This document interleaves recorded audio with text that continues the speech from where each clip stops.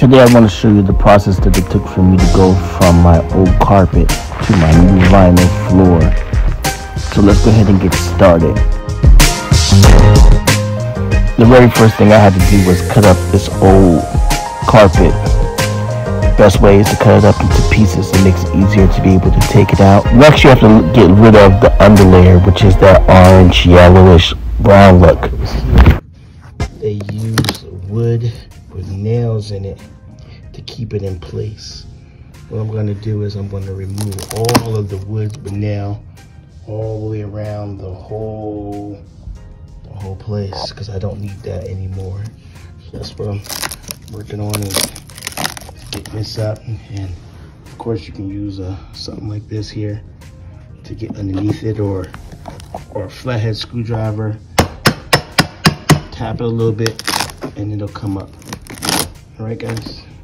After you have successfully removed your underlayer, you want to make sure that your floor is as smooth as possible. Please remove any type of nails. Anything that will cause your floor to be uneven has to be removed. Nails, tacks, screws, anything like that. Use a hammer, use the flathead to get it up. All has to come out here. Very important. Next, let's talk about the type of product I'm using. Shadow Hickory. It's scratch resistant. It's made by Lifeproof. Guys, I like this one. You guys know I have a child, and I need something that she won't be able to tear up. Speaking of my daughter, there she is. Let's find out what she's up to. What is that, Jada? It's a triangle. Thank you, baby. When you are laying your flooring, try to start with the longest wall that you have first. Go from wall to wall.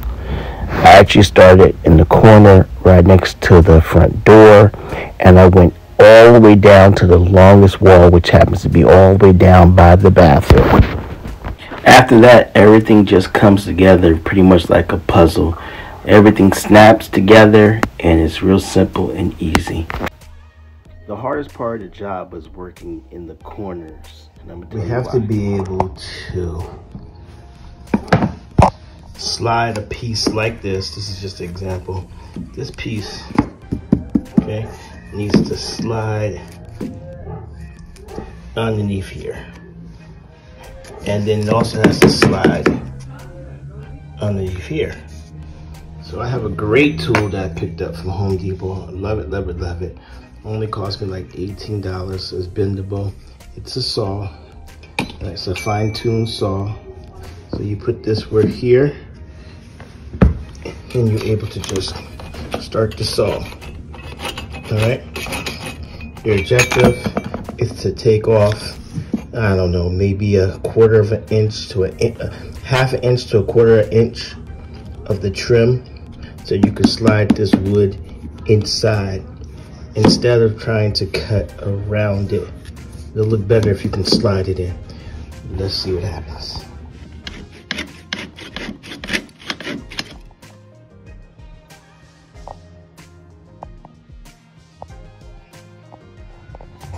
All right, so we're actually coming down to the end of our project here. As you can see, we've already put the flooring down. Now we have to put the molding. We have to put this molding here.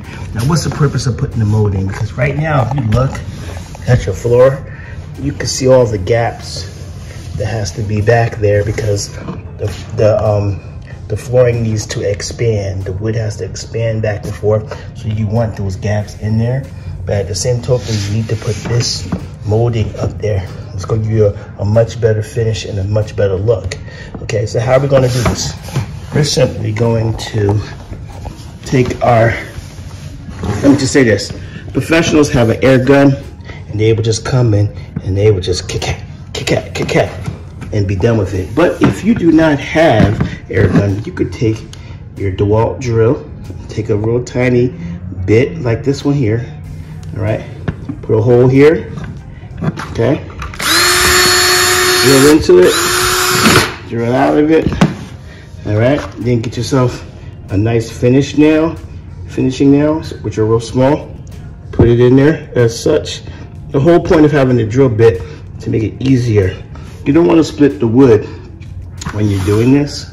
That's why we use the drill bit. All right, so I'm simply, now that it's in there, normally I would do this with two hands. because it can pop out like it just did. But I am wearing my safety goggles, my safety glasses, which is important. Make sure you do that, please. All right. So we're gonna put this back in here. It's a little hard to do with the camera. I'll be holding the camera in my left hand. I'm gonna have to put it down for a second. Hold on, guys. Just watch for a second. Watch me do it. Here we go. Much better when you have two hands. Put that there. See? All right. And it just helps you to be able to not split the wood, and you get a much better finish. All right, when you're done, you can paint this if you like, because you might have the little marks here, and you know, so just be careful. And that's how we're gonna do this. Thank you.